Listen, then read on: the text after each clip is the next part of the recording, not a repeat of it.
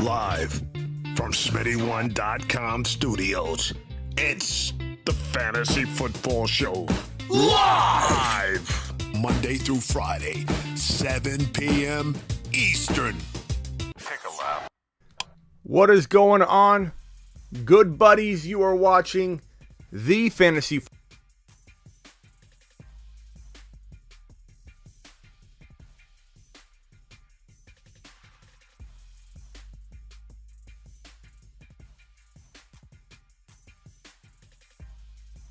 I want you to know that I'm going to be grinding hard all off season for you, and the Dynasty content is just getting going. Like, we're talking about sleepers right now. We're going to be talking about them from a Dynasty and a redraft perspective. Hopefully the Wi-Fi is cured. What's up, James? First in the building. Brandon, second in the house. Matt is third in the building. Tariq, what's up, pal? Appreciate you being here. Is the Wi-Fi clean today?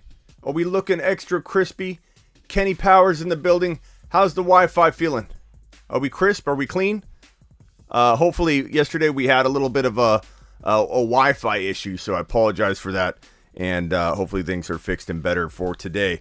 We'll be going over sleepers. We'll talk a bit about some of the players in the news. There's not a ton of things to talk about that's relevant to the playoffs necessarily, but we can definitely get into all that as well and break down a lot of different stuff. We were going to mock draft, but I think we're going to maybe mock draft in the evening time, and we'll figure that out. So definitely don't think that just because I'm live right now doesn't mean I won't be live during the evenings as well. My Monday through Friday show has no relevance to the night content, to the uploads, to all that. So get ready for all of that. We're going to talk about sleepers for 2022. If you have a sleeper you want to talk about, or a player you feel should be talked about and you want to know what I think about the player, like, hey, Smitty, I really like, I have McLaurin on the list here. Let's say somebody's not on the list that you like and you want to know if I agree with you. You want to know, hey, should we be liking this guy walking into 2022?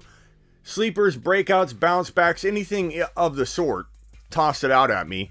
St. Brown is probably the most common name people throw out, and I don't know that you can talk about St. Brown the way that people think they can talk about him right now. Like, everybody sees him coming. I do think St. Brown will deliver better production than people are even expecting. So I think there's still room for upside and ceiling. Case in point would be, think Godwin, the year Godwin broke out. Godwin was like a 7th round pick. I even released a video. I think it was my first year on YouTube. I think I released a video.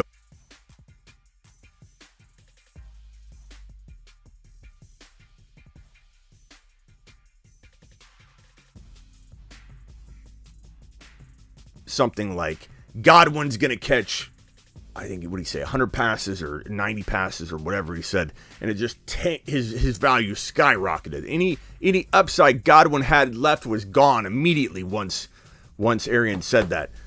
And Godwin still over-delivered, but people stopped buying because you have that, like, it's too late for me to get in mentality. You know what I mean? Where maybe like in crypto, for example, you might want to jump in, but because it's already gone up so much, you're like, I don't want to get involved because I've already missed out on everything. Then you see it double again and you're just pissed at yourself. Like, that's kind of similar in terms of, I think, sometimes like a St. Brown. People get scared to invest because they feel like they've already missed out on the upside. He's going to go too high. He may not. We'll evaluate his ADP as the ADP data becomes relevant and useful. But there very well could be another round or two of upside in St. Brown. I drafted St. Brown, I think, at the end of the 5th or 6th, or beginning of the 6th round, or maybe end of the 5th round in one of the mock drafts we did. And it got a couple, like, eyebrows. People were like, eyeball emojis, lifting their eyebrows, kind of balking at that, like, a little early for St. Brown. So I don't think the value's too high to invest is what I'm saying, because he could earn 5th round value. I want to take him in the 6th or 7th. I'm pretty excited that everybody thinks that late 5th or top of the 6th is too high for St. Brown, because that means that I'm not feeling we're even close to that line in the sand, right? Where you talk about a player's draft value. So if we're saying that St. Brown 6, 7, so this is St. Brown. If we're saying that his, right here, we love him. That line in the sand, no problem whatsoever. He's, or not line in the sand, that ADP. His line in the sand where he flips from value to overvalued is probably like here. So I don't want to draft him as my 4th drafted player. This is a no-go zone for St. Brown. But once you flip into this 5th drafted player territory, so 5th drafted player, that is where I think St. Brown still holds enough upside to crush and be really valuable. But do I want you to take him there?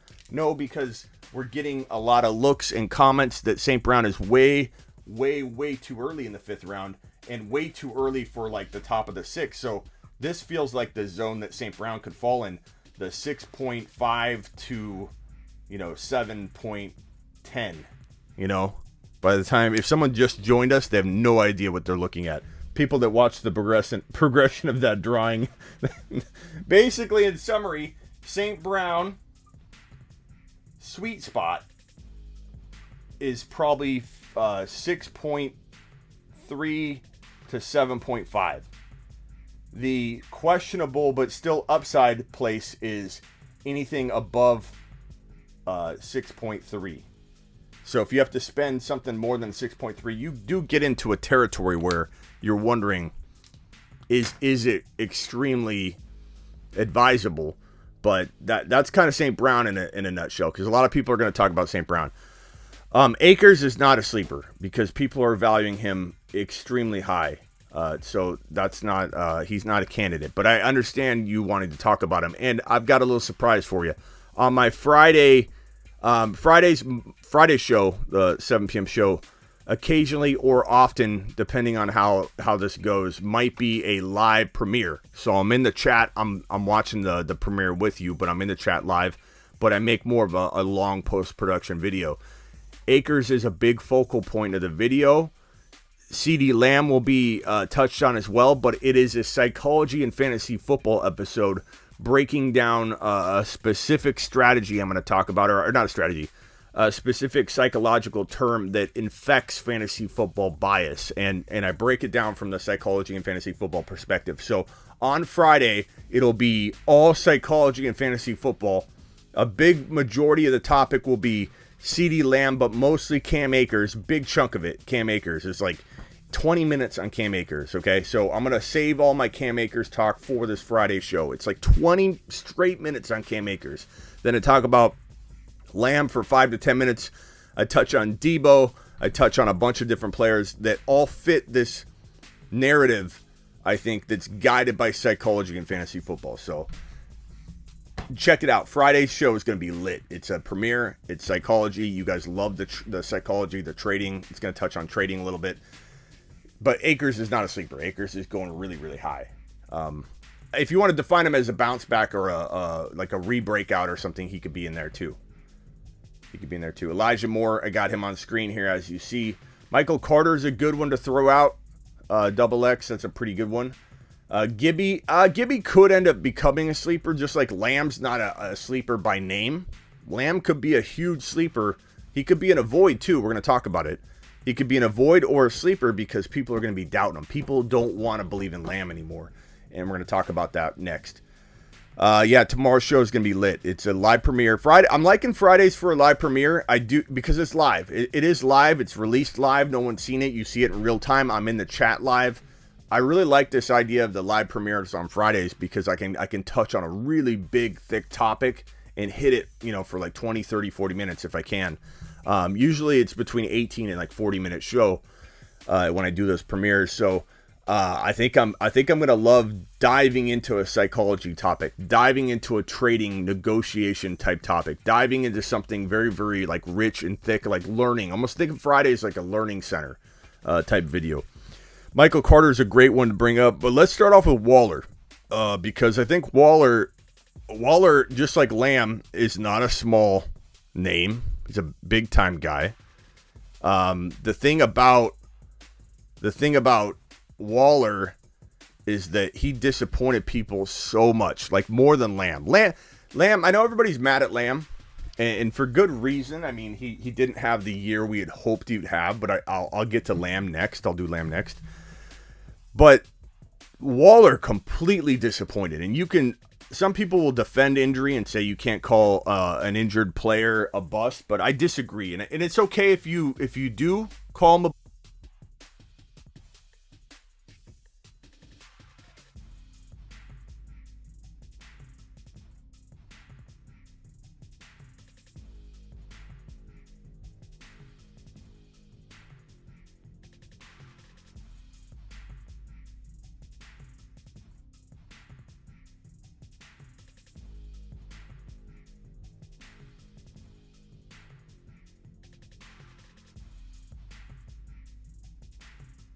because of it, then you can call that person a bust. That quantifies a bust. Whether somebody disagrees or not, I don't care.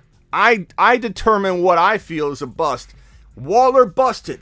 Okay, CeeDee Lamb didn't bust. CeeDee Lamb disappointed. There's a big difference. And they both cracked the list for the reasons of underperforming, but Waller crapped the bed for you. Whether it was injury or not, doesn't matter. He crapped the bed for you because if you drafted him, which I advised against, if he was too high, you drafted him at like late second to early third round, which is never advisable for tight ends because you always want to find the next Waller. Waller was my number one breakout tight end his breakout year. So was Hopkins. And we went dumpster diving for the next breakout tight end in 2022.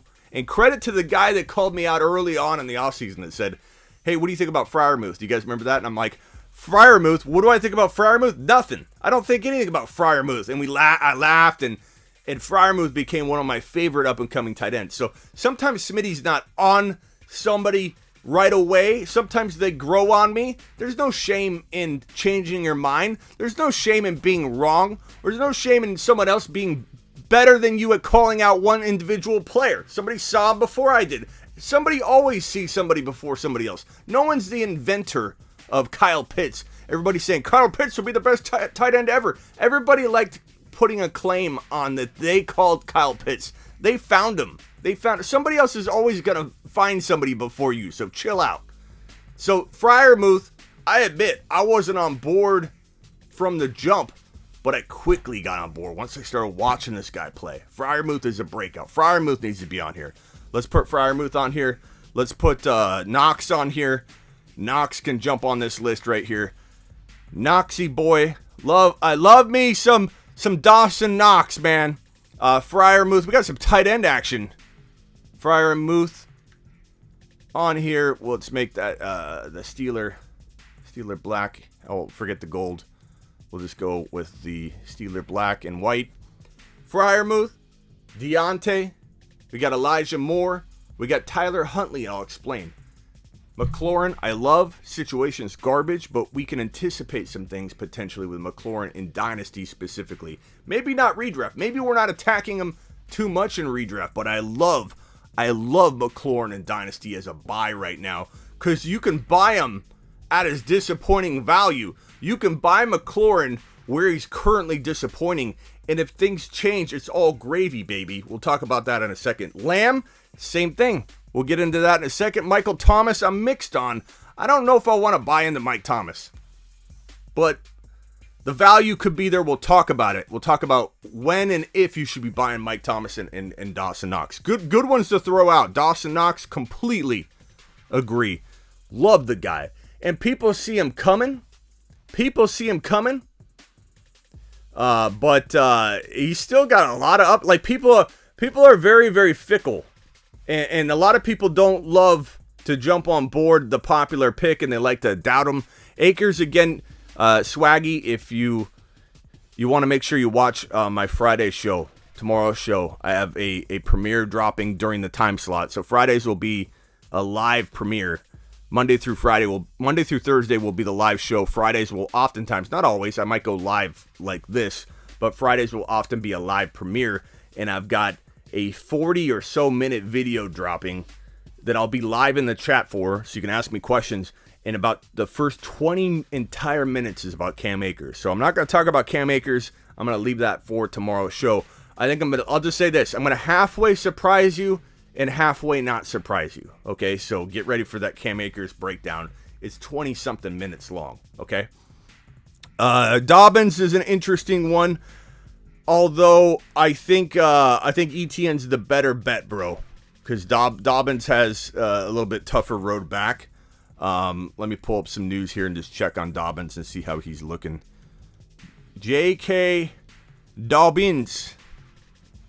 J.K. Dobbins. I don't think there's any update on him as far as, let's see.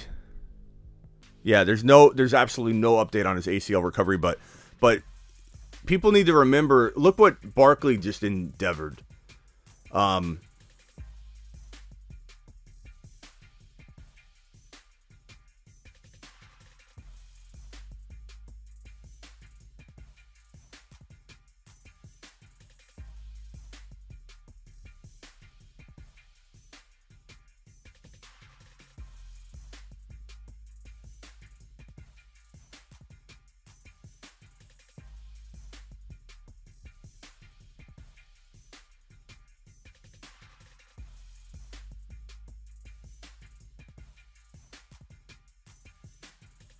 I don't know why that keeps happening. I'm sorry, guys. It wasn't the Wi-Fi. It was the microphone switched, and stupid thing. Okay, we got it back.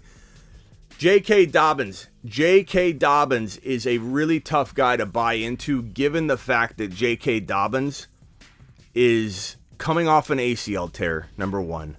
Number two, he is also looking at situational risk. Number three, he also has vultured touchdown potential. There's a lot of red flags to look at when looking at J.K. Dobbins, okay? So a lot of, I think, reason to avoid him. I wouldn't call him a sleeper by any means.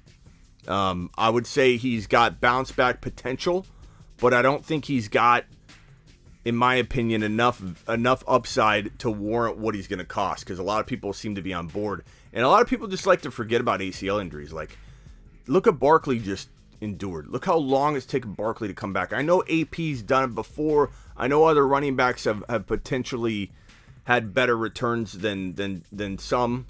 But Barkley is proof that anybody can take a full year to a year and a half. And J.K. Dobbins already being a little bit injury prone, having the situational risk, having the touchdown vulturing potential that's always going to be there, it just makes him very, very dangerous. So I don't know. I'm not a big J.K. Dobbins supporter in terms. I loved him last year. But he got hurt. The ACL, it's a big difference. Walking into this year is a big difference for J.K. Dobbins. Let's go ahead and so touch on Waller. Waller's ADP, this is taking me a while to get to the Waller segment. Waller's ADP is probably going to be, I don't know, 5th to 6th round range. We did mock drafts, and let me see if I can pull up my mock. I did this mock thinking that I was going to get a lot of kudos. Where's my mock? There's Waller. I think it was this one. Yeah. So I took Waller at 4.9 in this mock draft we did on the channel. And I can't tell you how many DMs and comments that I got that were like, Smitty liked the team except for Swift or Waller or ETN. There were a lot of people that loved, even though Jamar Chase was really early, it was kind of a statement pick. Jamar Chase and Josh Allen were loved by everybody pretty much.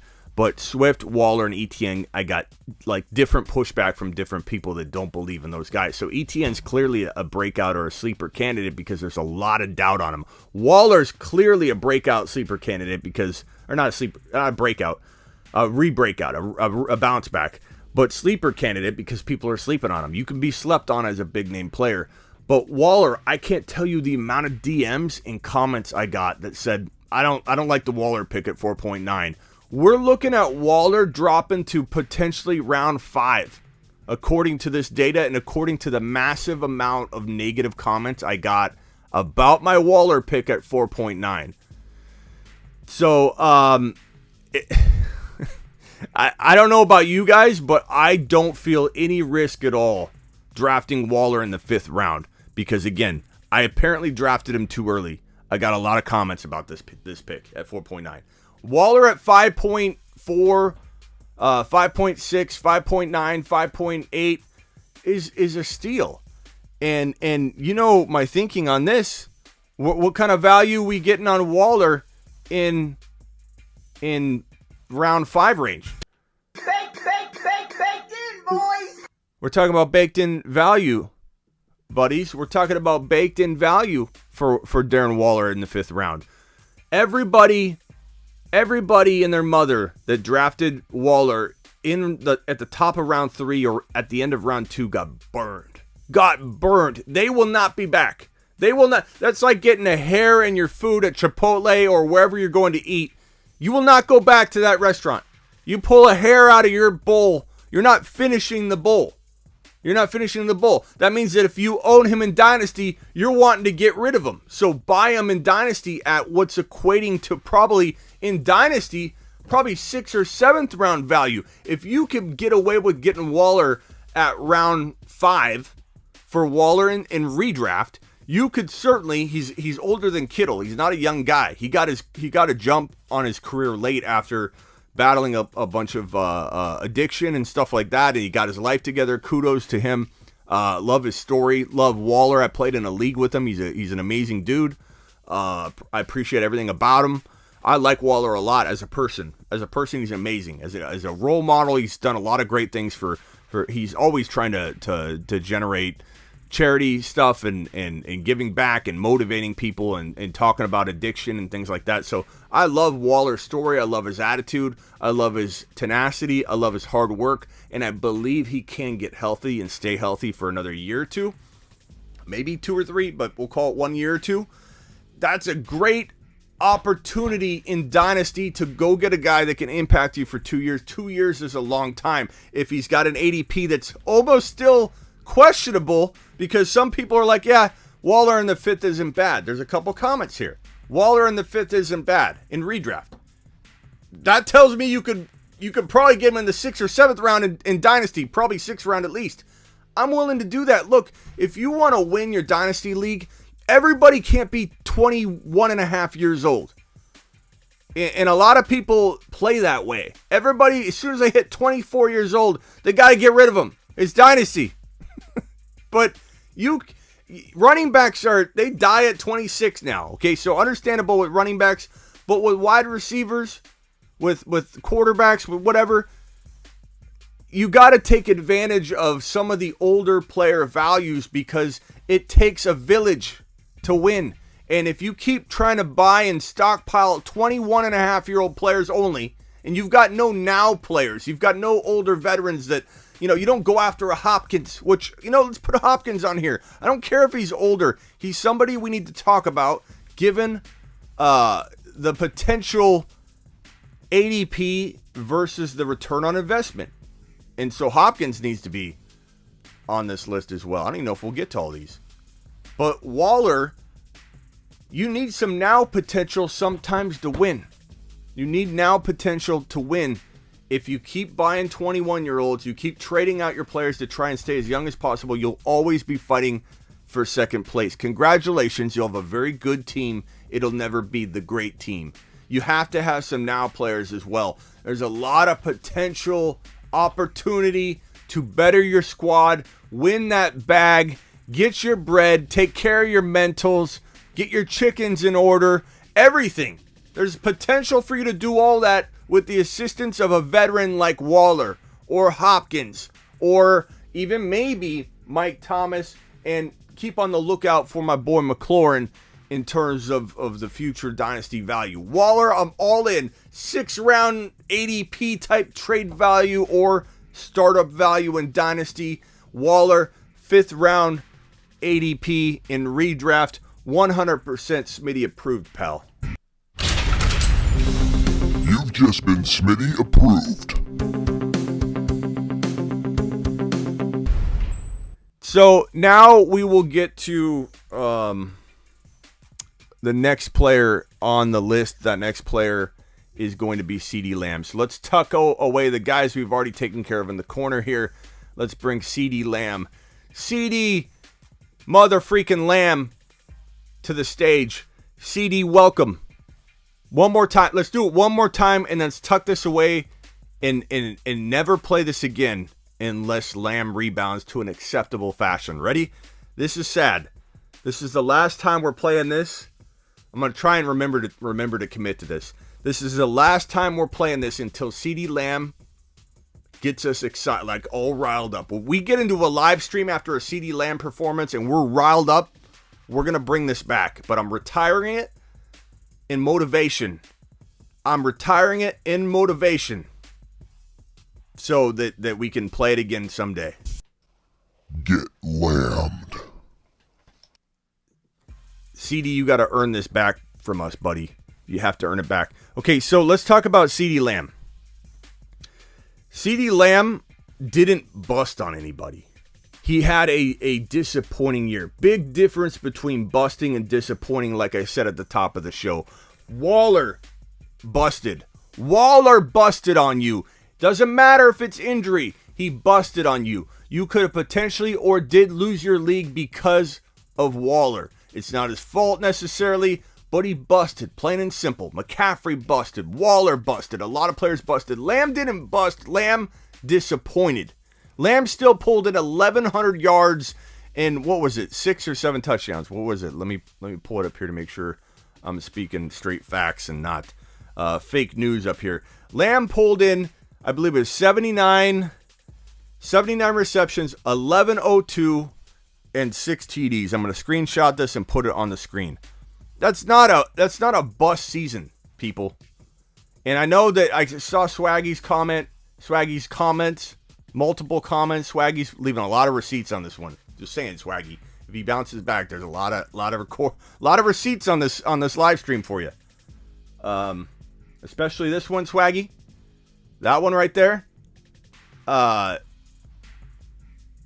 There's Swaggy, I don't know if you played a ton of Dynasty leagues. I'm not saying you don't. But in Dynasty, this guy still got top 5 to 7 wide receiver value to a lot of Dynasty leaguers out there. So if you play a majority of redraft, I think people will be in the what have you done for me lately space when trying to evaluate Lamb. But if you look at Lamb's Dynasty value, it's still around 5 to 6 for all wide receivers, 5 to 7 depending on what you look at. Very, very doable re-breakout party for Lamb. Like, package him back up, send him back out there as a breakout. What people need to understand is that Lamb's disappointment had nothing to do with Lamb. And Swaggy, this is for you, pal, because I want you to take a second look, a test drive on Lamb walking into 2022, because what I'm about to say I think is going to hit different. Hopefully you take it in with an open mind.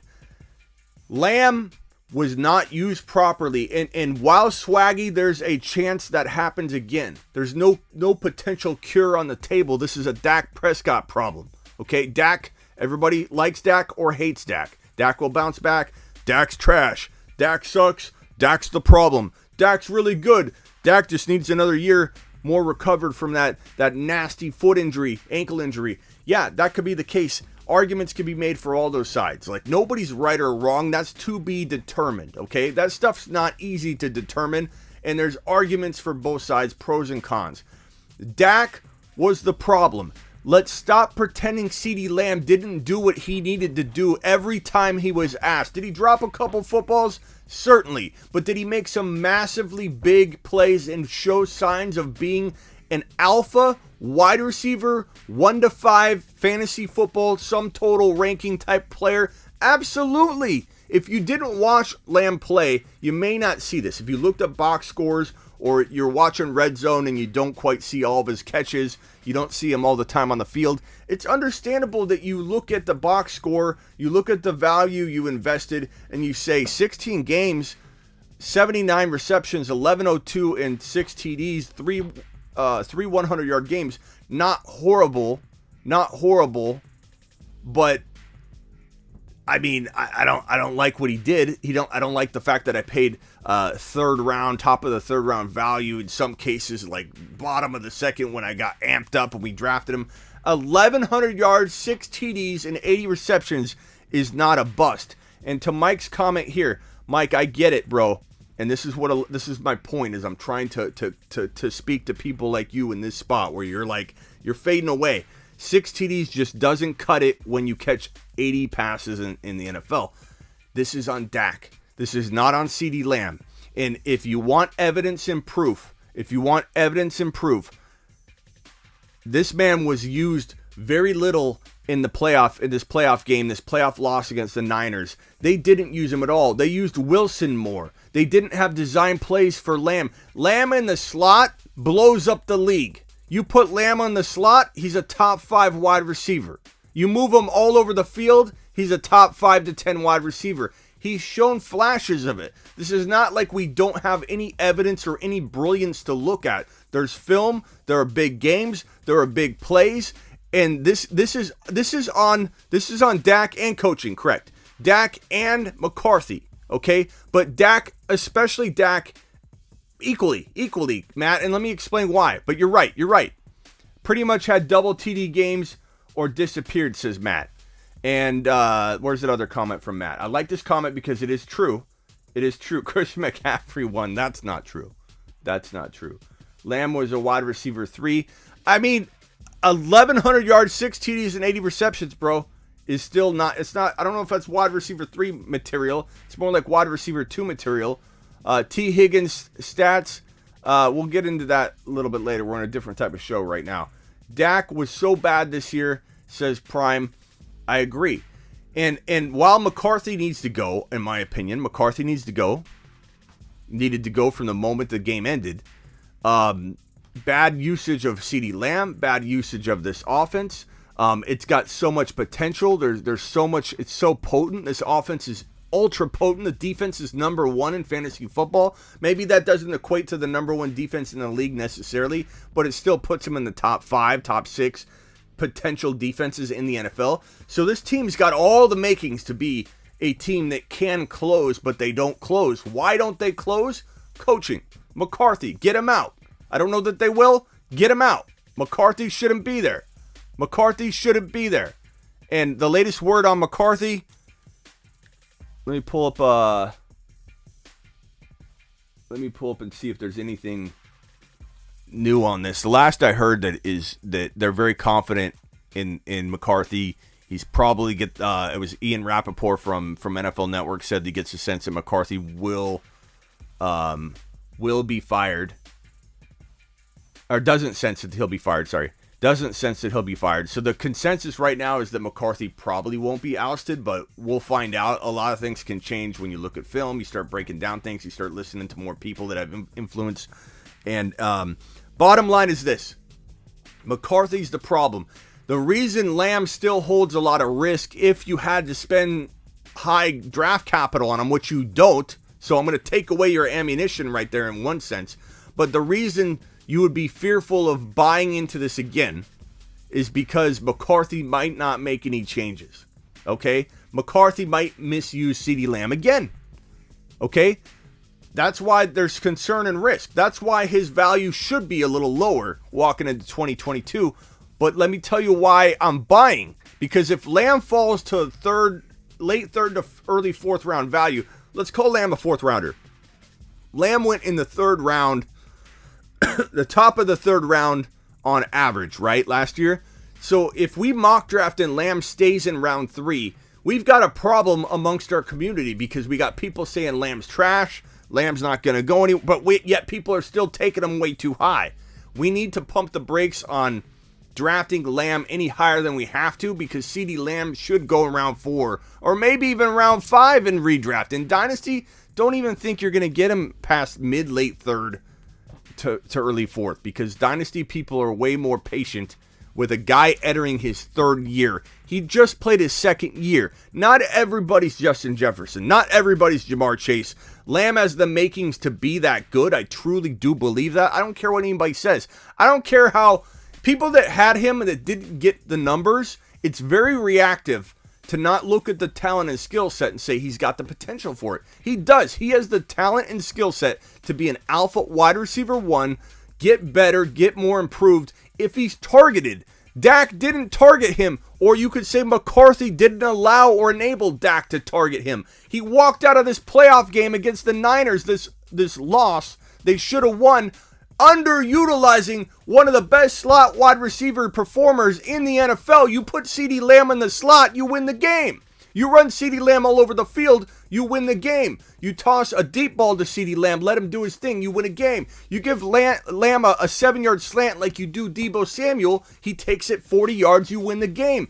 Anybody that doesn't see, no offense Swaggy or anybody watching, I don't mean this as a shot on any of you in here. I'm more so saying it in general. Anybody that doesn't see that the talent is at least there, and if you're buying into the situation holding him back, then I agree.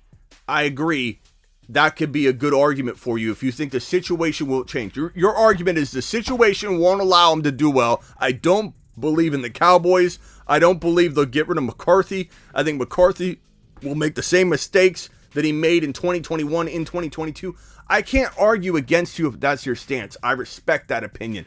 But if you're going to say that Lamb doesn't possess the talent or skill set to be a top 5 to 10 wide receiver in the NFL, or especially in fantasy, I don't think you're watching all of his footage. I don't think you're watching Red Zone, or you were skipping around. You didn't watch this guy play. When he was given the football, when he was given the opportunity, he blew up. He was amazing.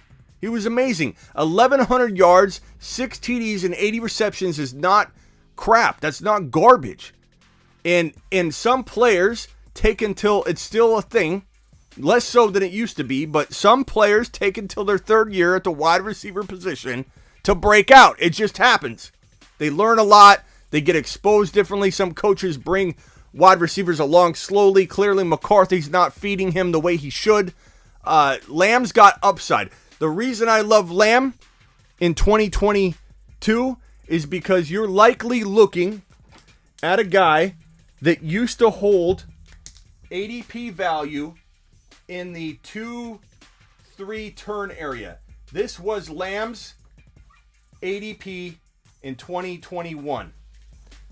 Lamb's ADP in 2022 most likely will be somewhere in, I would say, this range right here, 4.2 to 5.6, let's say. That's my guess as to his 2022 ADP. That packages in so much risk that it's not even funny. This value is so doable to me.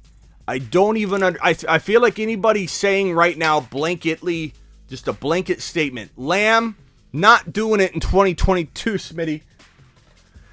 Smitty, I'm just not doing it, Smitty. No Lamb in 2022, no matter what. I don't think you are taking into account, all due respect, I don't think you're taking into account that you're not paying this anymore. I think you're being reactive to this value, not understanding that it's fallen literally down, not just one draft slot, potentially 2+ round value drop for CeeDee Lamb.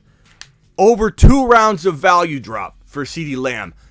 At 1,106 TDs and 80 receptions, even if he doesn't improve much at all. Let's say he gets one more touchdown, he gets 85 receptions, gets 1,150. Let's say he barely improves at all. Barely improves at all. That still warrants that draft slot. And if he bounces back and he becomes a top 5 to 10 wide receiver, used in the slot a bunch, moved all around the field, used in a similar way they used Deebo Samuel. Like, you didn't have to run the ball a ton, but if you do little quick jet sweeps or you do little quick 5-yard, 7-yard slants from the slot, you get him more involved, which McCarthy may not do, which is why he's risky. If he was getting drafted higher, he's not getting drafted higher. He's getting drafted at an acceptable range that the risk is all baked in. It's absolutely baked in, 100% baked in.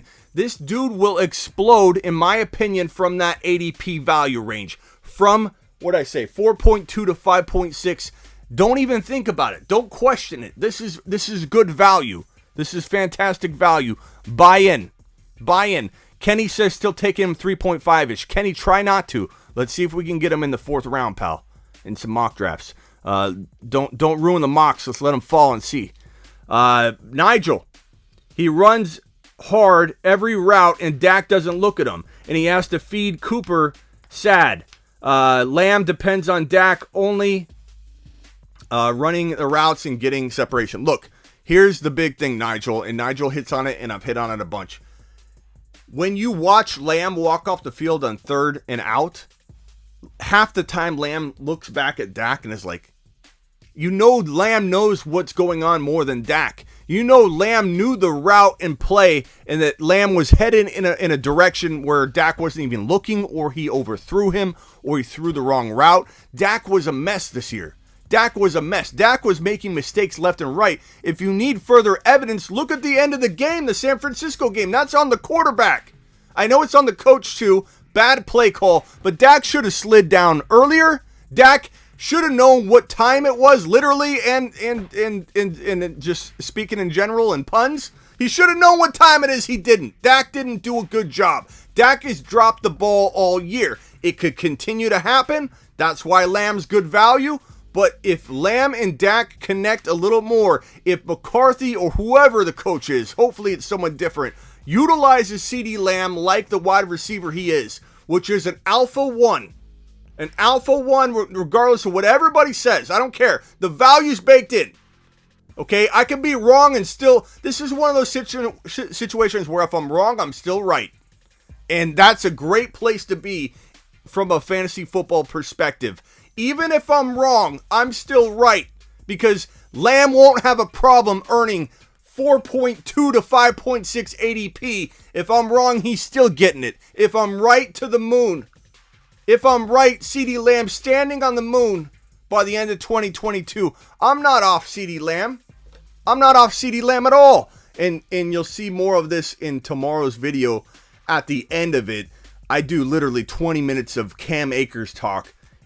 The entire first 20 to 22 minutes of tomorrow's live premiere, which I'll be in the chat live with you, is on Cam Akers. So get ready for that. I'm not talking about Cam today because I do 22 minutes of it tomorrow. Lamb, you are, my friend, at your newfound ADP. Baked in value, 4.1, let's call it, to 5.6. You've just been Smitty approved. Okay, next player we're going to talk about is going to be, let's see here. Let's go with, we got such little time. We got 13 minutes. Let's go speed round on this. Hopkins, okay? Hopkins, I'm worried about. Do I love Hopkins? Do I think Hopkins has amazing value? I wouldn't call it amazing. I'd say it's crafty. I'd say Hopkins is looking at potential steal type value because, like with Lamb, the value's baked in.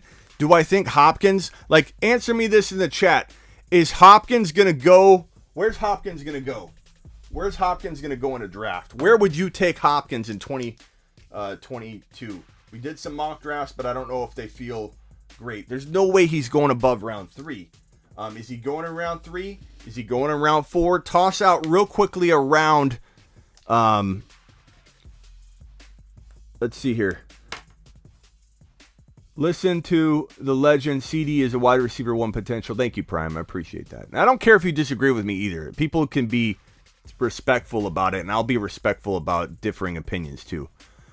Guys, we'll be doing a premiere show 7 p.m. Thank you, Terry. 5th round value for Brandon. Let's see here. I know we got through 2 players. I'm very, I get on rants, bro. 3, 3.5. Man, some of you guys are saying 3. I'm not loving that. That might be where his ADP is going to be, but he still may warrant that kind of value. So if we put let's say right here, let's call it here. If this is where Hopkins can live, I like it. At least in 1 or 2 leagues, I like it because Hopkins still has wide receiver 1 potential. I think people are very quick to say, oh, he was hurt last year. He's dropped off. Okay, this isn't Todd Gurley where we see the decline happen. And I'm like, literally, no Todd Gurley. No Todd, literally beating an iPad up, making all kinds of promotion telling you guys, screaming from the rooftops, Todd Gurley coming out of that Super Bowl game, I know he's done. Like, he survived for a little bit with touchdowns. He was done. He was not the same Todd Gurley whatsoever. Writing was on the wall. Okay, Hopkins hasn't showed decline. Hopkins couldn't stay healthy, which is a problem. And that makes him a very risky, like, wide receiver one if you're drafting as your wide receiver one, unless you go cheap. If you go running back, and you got Hopkins at the bottom of round 3, let's say, I'm okay with that. I'm okay with him being your sneaky wide receiver one. That's actually a pretty awesome strategy. Like, if you do, let's say, get, I'm just trying to think of some running backs. Let's say you take Swift in round 2, and you somehow get lucky, and McCaffrey falls to your bottom of the first, and you take Swift and McCaffrey in back-to-back picks. Or let's say you take Cook in the middle of round 1, and you take Nick Chubb's been falling into round 2, which has been good value, or Mixon or whoever. Let's say you land 2 of those running backs, whoever they are, and you walk into round 3, and Nuke is still sitting there. Okay, I'm taking him. Probably could be one of my favorite late third rounders. If you guys are saying third rounder, that seems to be where everybody's throwing him out. I see a couple fourths. I felt like fourth round was going to be more the case. But if you're saying third rounder, this is like a mini ADP poll that I'm doing, and I trust what you guys would do. That is the ADP. Doesn't matter what I want or what I think or what I predict. What matters ADP-wise is where somebody's willing to take them. And in general, it seems like you guys are third round. Third to fourth. So we'll call it late third. I'll take Nuke in the late third. Maybe not in every league. I don't recommend you stacking players in multiple leagues over and over anyway, because if you put all your eggs in one basket and the egg cracks, your whole season goes down the drain. But give me Hopkins in at least 1 or 2 leagues from that wide receiver, that late high-end wide receiver 1 spot, or wide receiver 2 spot. High-end wide receiver 2 area. That's where high-end wide receiver 2s are going, right in this like third to fourth round turn range. These are wide receiver 2s, very high-end wide receiver 2s. And I love that. I love Hopkins being my very, very crafty wide receiver 1 in a situation where maybe I've gone best player available, running back. So love Hopkins at that value. If he climbs into really high value, we'll reassess that. But third to fourth drafted player value, home run potential. Mike Thomas, where are you guys taking Mike Thomas right now in a draft? Is everybody for sure 5th, 6th round, or is anybody getting crazy and drafting this guy as if nothing ever happened, as if you didn't get burned? Because his ADP will determine whether I'm buying or not going near or selling or whatever. If he's got, let's say, very moderate wide receiver 2 potential value in a draft, which would equate to like 5th or 6th round. So we got a couple. Nigel says 5th or 6th round. What's up, media? Brandon says 5th round for MT. Keep them coming. I want to know where you guys would draft MT. MT, 6th round, 5th round. Rock took MT in the 10th round last year. Depends on if he gets traded or... Yeah, but you got to predict right now. Where are you taking him? Patrick says round 5. Rag says 5-6. Not taking Thomas at all, says BW. 5th round, says Brandon. Let Mr. Thomas go to someone else. So there's kind of a... Media says he's not taking him. Kind of a mixed bag on where he's going, but it does feel like 5th round for MT is probably where it's at. Do I like that? Maybe in one and a half leagues. Not even 2 full leagues am I totally on board with that. But I don't mind. I don't mind that in one league. If I'm going running back, again, let's say I get McCaffrey and Chubb or whatever, and later on MT's there. I could go, like, here's the kind of team you can build with that, just to give you guys an idea. Tell me if you like this team, okay? I want you to tell me if it's good or bad. Ready? Tell me if you like this team. Round 1, round 2, round 3, round 4, round 5, okay? Round 6. So let's say you get, let's say in round 1 you get CMC. Let's say you take him at the tail end or whatever. Let's say in round 2 you get Chubb. Let's say in round 3 you get Josh Allen. let's say in round 4, you take Darren Waller. Let's say in round 5, you take McLaurin. And then round 6, you get MT. Would that not be a strong squad? Is that not a team that you maybe would go to battle with in one league? Because MT affords you this kind of crafty wide receiver 2, or you got 2 wide receiver 2s kind of sharing the wide receiver 1 role. Maybe you're not sure which one's going to be, but that is a very nice squad. And if we take out CMC, maybe we put in a Mixon. So let's do both. So don't be so hung up on CMC. Maybe Mixon and Chubb. Okay, who loves that squad? Whether it's CMC or Mixon, decide which running back you want here in your own mind, and tell me whether you like this squad. Tell me if you like this squad. 85 out of 100 rating, says Patrick. 85 out of 100 rating. Don't like McLaurin for your wide receiver 1. Well, let's put in somebody else. Let's put in instead of McLaurin, let's put in Higgins. Okay? Guys, get creative. It's the process, not necessarily the exact player. Tell me you don't like this squad. Tell me this squad doesn't feel pretty good. MT has a purpose and a potential value. You just got to find it. Even if it's not Higgins, like St. Brown. So let's go St. Brown. However you want to do it. There are a plethora of options that you could roll through. Let's not hang up on that one. But that's my thinking for MT. Am I on board? Depends on his ADP. Probably in one league. Freiermuth, absolutely love him. This guy is top 5 tight end potential, and you can get him late. Don't draft your tight ends early. Draft Waller in round 5 or 6. Draft Freiermuth later than that. Draft Knox, who I love too. Knox is an absolute beast. Freiermuth, Knox, love these guys for 2022. Knox, let's put Knox right here on the stage. Knox, report to the stage. Knox, report to the front stage. You are up, pal. Knox is a guy that you can take after Waller. You can take after probably Hawkinson, after Pitts, of course, after Kittle, after Kelsey. So Knox will by default be a 6 to 7 or 5 to 7 tight end drafted in 2022 or in dynasty startups probably, and he holds top 4 tight end potential.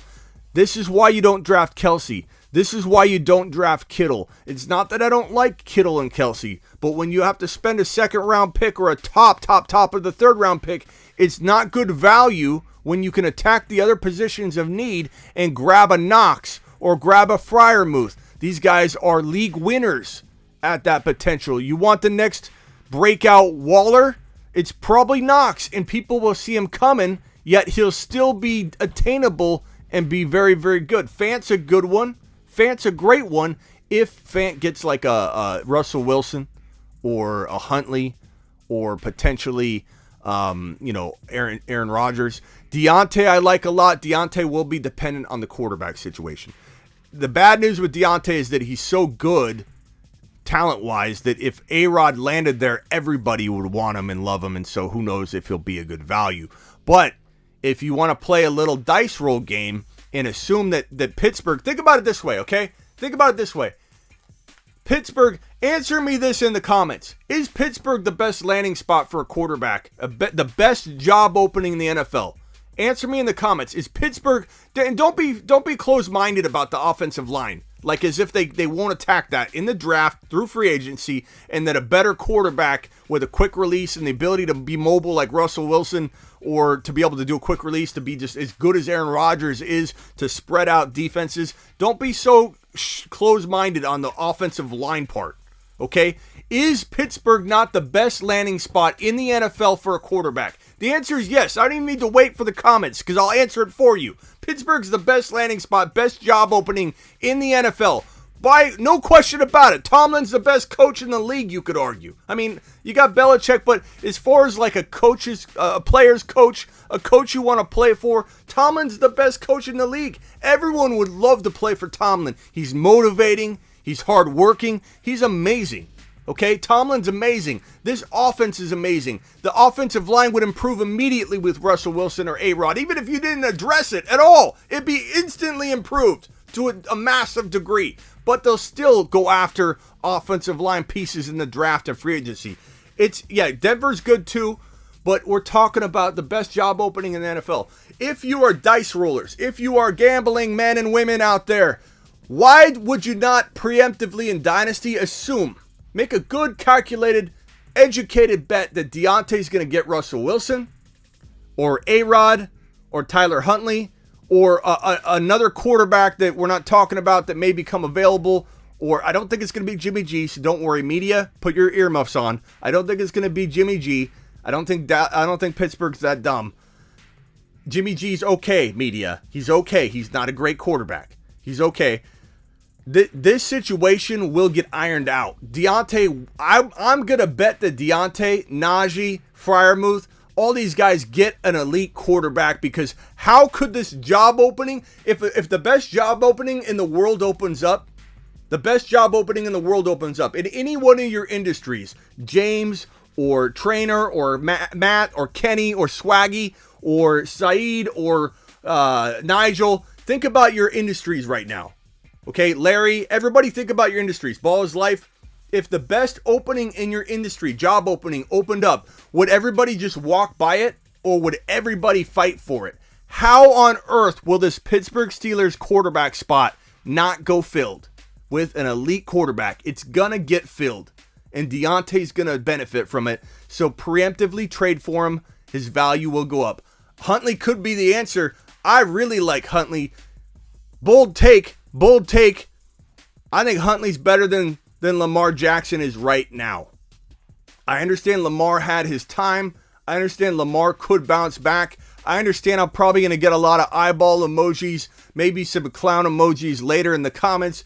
I'm fine with it. I don't care. I evaluate things the way I see it. And Huntley is a better passer than Lamar. Huntley's young and up and coming. Huntley is a guy that I think could thrive if in the right spot. And I think Huntley is as good or close to as good as of a runner, but maybe a better decision maker. Lamar's vanished. He vanished in 2022 for an entire half of a season. He has crapped the bed. Yes, he got hurt, but he also crapped the bed and played bad at the end of 2022. He does it in stretches. I'm all about Huntley finding the right spot. I think he could thrive, and I'm buying in Dynasty. Redraft, he'll probably have the home, so he won't be necessarily a steal, but maybe he'll be undervalued. So I meant passer, but runner. He's better. I think he's as good a runner. I think he's a better passer than Lamar Jackson. Elijah Moore, he's going to be everybody's favorite breakout, but he still has upside and ceiling to do well. So don't be afraid to grab him and make him, a breakout candidate of yours, because he's still got a lot of upside to go. Nigel, thank you for the super chat. Nigel says that's why Big Ben was crying. He knew that he was leaving a perfect team, but he just couldn't play anymore. McLaurin, let me say this as my final player to talk about. McLaurin is a top 6 to 10 wide receiver talent-wise. He is in a garbage situation. Everybody down on CeeDee Lamb. The blanket statements of Lamb's not a wide receiver one. Lamb's trash. Lamb's garbage. I don't like CeeDee Lamb. Those people, and no offense if you're in here, look, we all have different perspectives, but those people are the same people that probably doubt McLaurin's talent because they're looking at box scores. And I get it. There's nothing wrong with somebody saying, unless I see the numbers, I'm not buying in. That's a strategy. That's an approach. That's a way of looking at things. Numbers talk to you, and that's fine. I'm not crapping on that. I'm just telling you, these people will miss the opportunity. The same people missing the opportunity at buying Lamb low in 2022 will be the same people that overlook buying now McLaurin before he bounces back and becomes an elite wide receiver in the NFL. It may not happen in 2022. It may happen halfway through 2022. The problem is this Washington football team, whatever they're going to be called, the Presidents or the Hogs or whatever they end up anointing their team name, the Hogwash, whatever gets named, this team gets named, the Hogs, the Presidents, they do not have a quarterback position on lock. They don't know how to acquire a quarterback and put them on lock. Maybe it's Watson. Maybe they trade for him and Watson can play. We'll do a whole nother show on Watson and the likelihood of Watson playing 2022. We'll go over that. Maybe it's Huntley. Maybe they do solve this problem. But if the Washington football team hogs, ex-presidents, whatever they end up getting called, fix this problem, and they eventually will, because Washington is still a good place to play. And they've got a lot of talent there. They just need the signal caller. They just need the commander, the field general. McLaurin will explode. The McLaurin that we've all remembered seeing. Don't lie. There was a time where you said, wow. Even in 2021, there was a string of games. You said, wow. This guy's elite. This guy's a top 5 wide receiver. If you don't remember that you thought that in your brain, at one point or another, you aren't being honest with yourself. This guy has had those games. People are very quick to forget. People are very quick to write off. My advice, buy him in Dynasty while he's still nowhere near anyone's top 6 to 10, top 6 to 12 wide receivers in terms of value. Get him well outside of that. If you come to me and say, Smitty, I did what you said. I drafted McLaurin in the 3rd round in the Dynasty startup. Or, Smitty, I traded for McLaurin at 3rd round value like you said. You better be right or you're going to pay. If you come to me and say that, I'm going to send you on a lap. Take a look.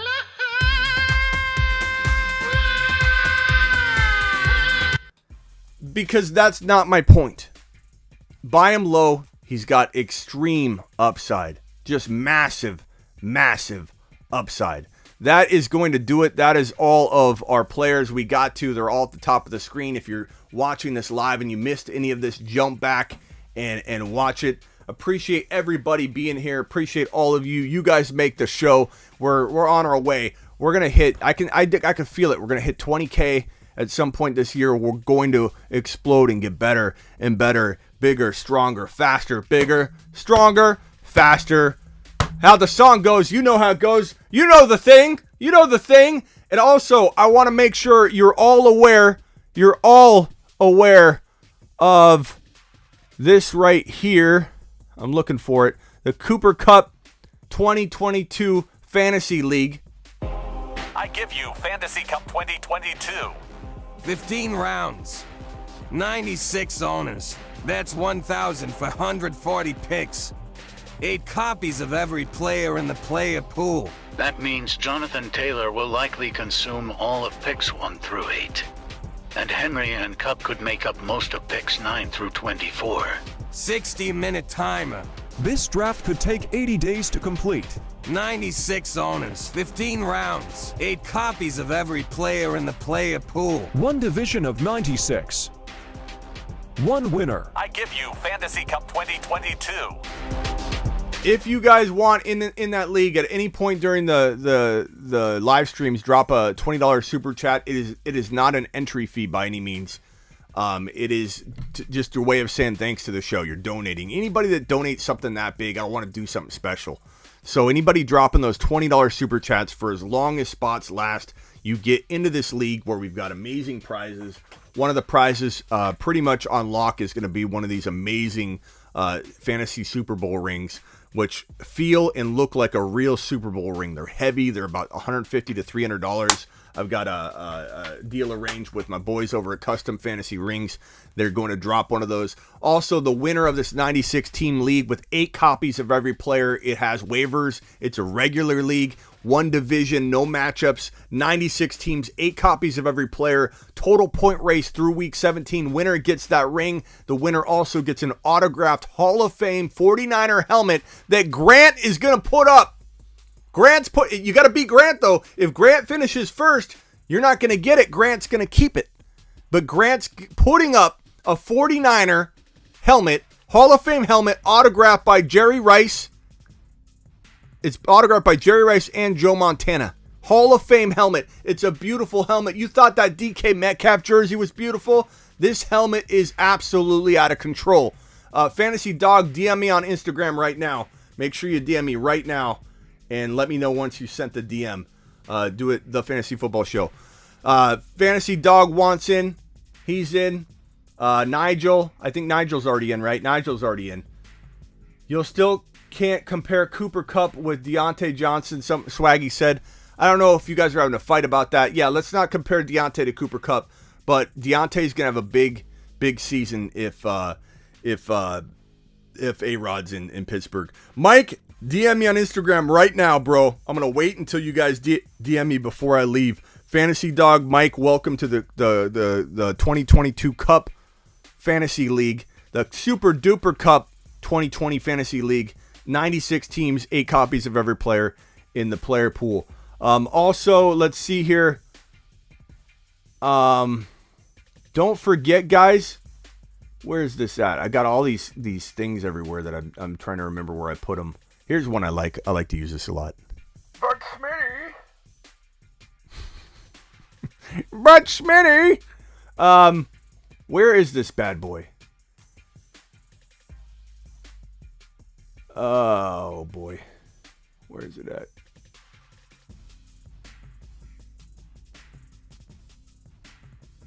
Well, here, make sure you get on over to sleeperu.com. Want bold year-round rankings, trade calculators, and bold predictions? Get on over to Sleeper. You. Dot. Com. Com. Sleeperu.com. Get your lifetime membership. If you get that top level membership, it comes with text advice for 2 years for a limited time only. So make sure you get your membership now. Okay, Mike, I got your message. I'm gonna send you one message here, pal. And then let me see. Did Fantasy Dog? Did you send me a message yet?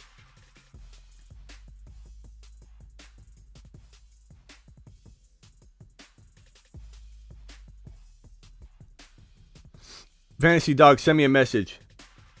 Winners should get the 1.9K as well.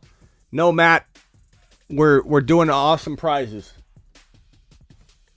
So this is going to be an amazing league. You're going to want to be in it. The crazy part about it is it's going to be unbelievable. We're going to talk about it all the time. We couldn't do that with the Door League because we had like all these different leagues that we had to compile together and look at the standings. It was this year we're doing it right. We're doing it on one league site, one division, public viewing, so the public can watch, can look at the standings. We're going to pull it up during live streams. Each week we're going to pull up the standings and talk about who's winning. It's all going to be right there for the showing. We're going to do weekly recaps. You're going to be depressed if you're not in this league. You're going to be absolutely upset and depressed. Mike, I got yours. I'm still waiting for Fantasy Dog.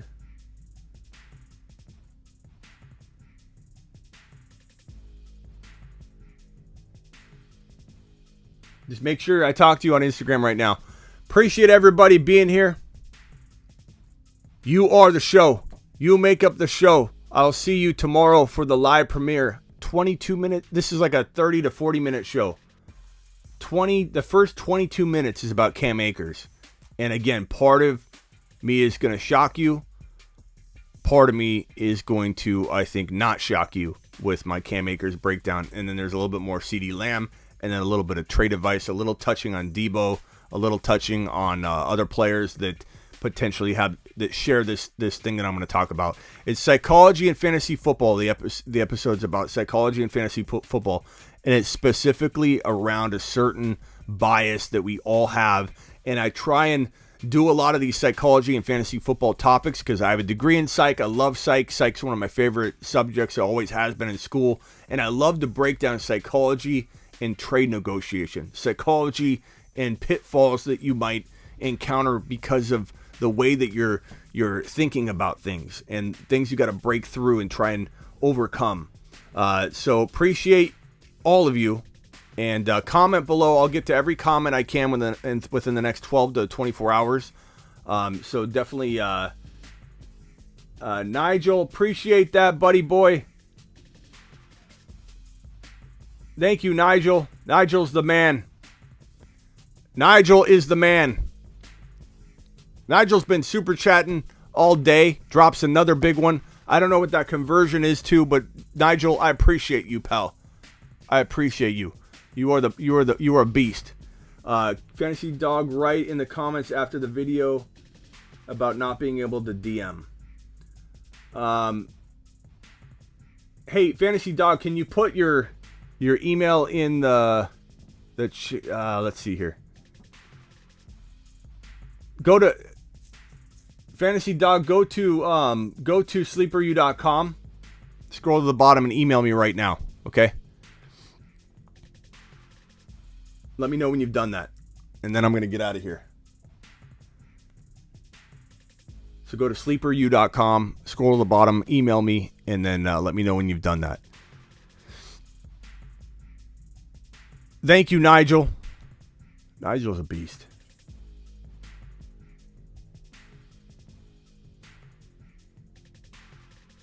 Yeah, I got some Serbian money now. That's right, Buffoon.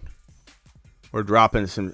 Hey, the Serbian dollar. I should be able to hold all these conversions, and then if I decide later to convert them when the dollar drops to like a penny, that I could retire off this one super chat potentially. The way the dollar's dropping, I could convert these.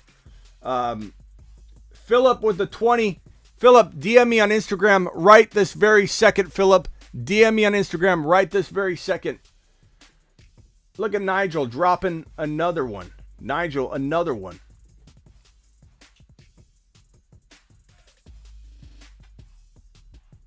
Thank you, Mike. Appreciate you.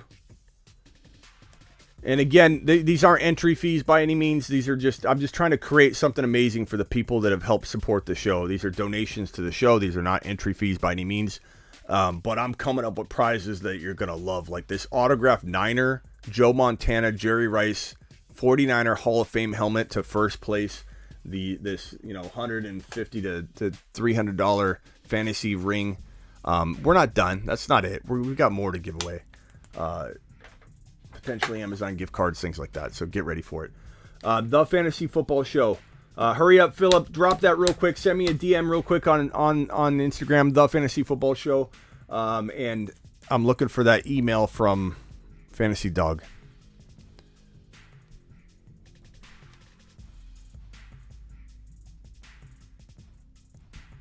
Where you at, Fantasy Dog? We're going to fill, I think we got about 25 spots left in the 96 team league. Then it's full. Then it's gone. Nobody can enter, no matter if you drop the super chat or not, although the super chats are always appreciated. But I'm trying to come up with something amazing for all of you that help donate and keep the show growing and growing and growing. And I appreciate every one of you. I appreciate Mike. I appreciate Nigel. I appreciate all of you guys that are dropping stuff. And even those you guys that just drop, amazing comments and likes and always thumb up the show. Like, I appreciate you. Spread the word. Scooby, DM me on Instagram right now, pal. Right this very second. The Fantasy Football Show. Do it live.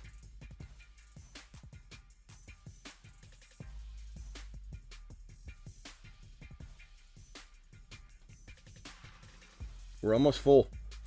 Philip,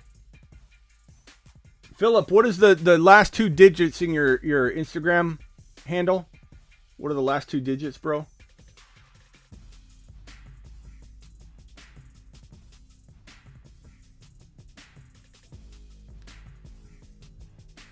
Mock. Yeah, I would if I would if I was staying, but this is a 1 hour show. We're 20 minutes over, so I gotta roll.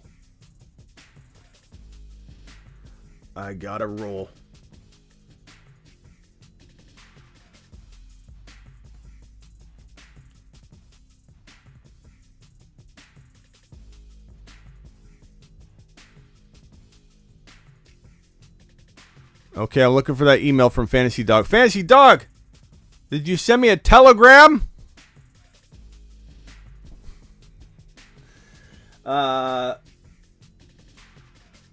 Thanks, Philip. Appreciate you, pal. You'll be getting a message in a minute. Scooby-Doo sent a DM. Let's see here, Scooby.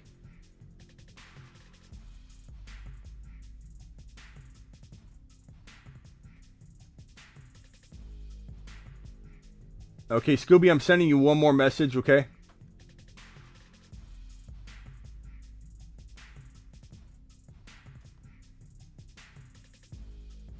If you could reply to that for me, just so I have it. Thank you, Scooby.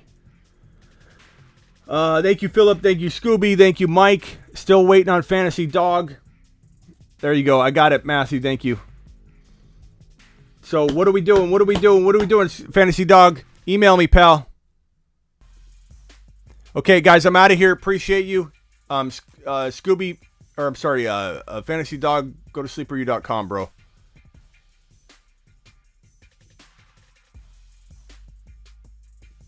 See you tomorrow. Don't forget, tomorrow's live premiere is gonna be off the hook. It's gonna be off the hook.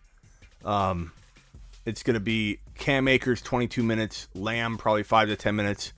I'll try not to say all the same things you heard today, but they're good points. If you didn't take it in right that time, hopefully you take it in right tomorrow, and then some trade advice type of stuff. So appreciate everybody. Leave a comment in the chat. I respond to every comment I can for the next 12 to 24 hours on a new video. So this is a new video. Go to my YouTube, click on this video replay, ask a question. We got 54 to 70 people in here. We did the whole show, so I better see at least 54 questions. Even if it's like, hey, Smitty, what's your favorite TV show? Drop a like, drop an emoji, drop a lamb, drop anything you want. I will see you all tomorrow during the live premiere, 7 p.m. Eastern. Later.